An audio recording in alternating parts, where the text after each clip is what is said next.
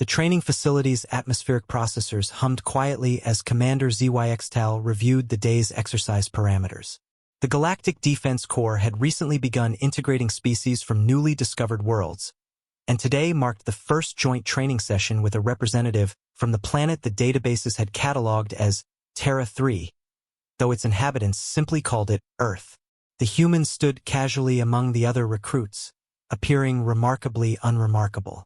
Average height for her species, brown hair tied back in a simple knot, wearing the standard-issue training uniform that somehow looked different on her compact frame. The other trainees, a mix of crystalline vortac, gaseous nebulans, and various bipedal species, maintained respectful distances from one another, as was proper military protocol. Today's exercise simulates a hostile boarding scenario, Commander ZYXTAL announced, his 4 eyes scanning the assembled troops. You will navigate through a series of chambers while automated defense systems attempt to neutralize you. This is considered an intermediate-level challenge. The Vortac recruit, whose crystalline structure gleamed under the facility's lights, raised a translucent appendage. Commander, what constitutes neutralization in this context? Stunner blasts, kinetic barriers, and environmental hazards calibrated to each species' physiology, ZYXTAL replied. Nothing lethal, naturally. The human, Lieutenant Maya Rodriguez, according to her file, simply nodded and began stretching her limbs in a peculiar rhythmic pattern. The other recruits watched with curiosity as she bent her joints in ways that seemed to test their flexibility limits. Is the Terran experiencing equipment malfunction? Whispered a Nebulan, its gaseous form shimmering with concern. Negative, Rodriguez replied without looking up from touching her toes. Just warming up. The exercise began with the first chamber, a straightforward corridor with moving barriers that required precise timing to navigate. Most species approached it analytically, calculating trajectories and timing their movements with mathematical precision.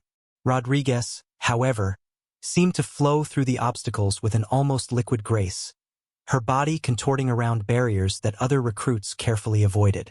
Fascinating, murmured the facility's chief observer, an elderly Calarian whose tentacles twitched with interest.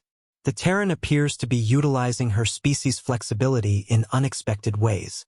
The second chamber introduced energy barriers that would deliver mild shocks upon contact. The other recruits equipped themselves with insulation gear and moved cautiously. Rodriguez examined the barriers briefly, then simply rolled under them, her spine curving in a way that made several observers gasp.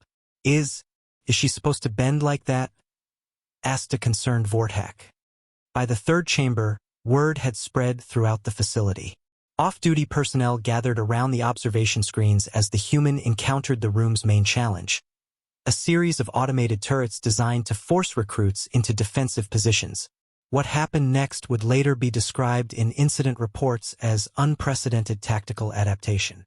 Instead of seeking cover like her fellow trainees, Rodriguez assessed the turret patterns for exactly 3 seconds, then launched herself into motion.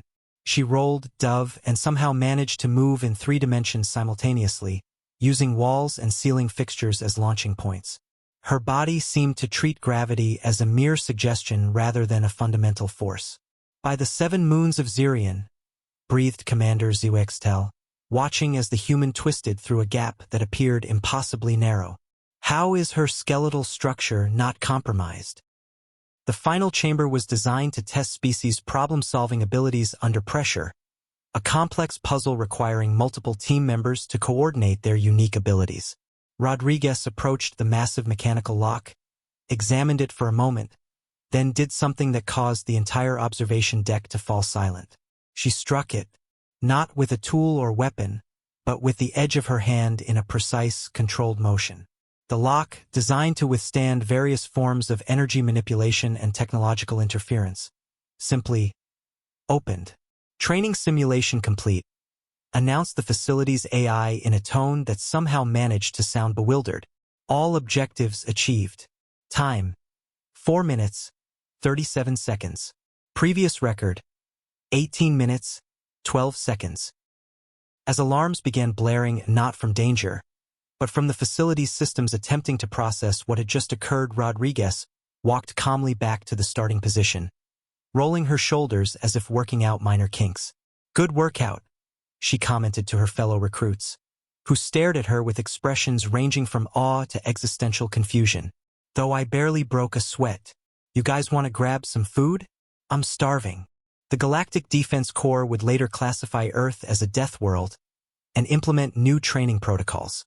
Rodriguez's performance became mandatory viewing for all military strategists, filed under Basic Self-Protection, Terran Standard.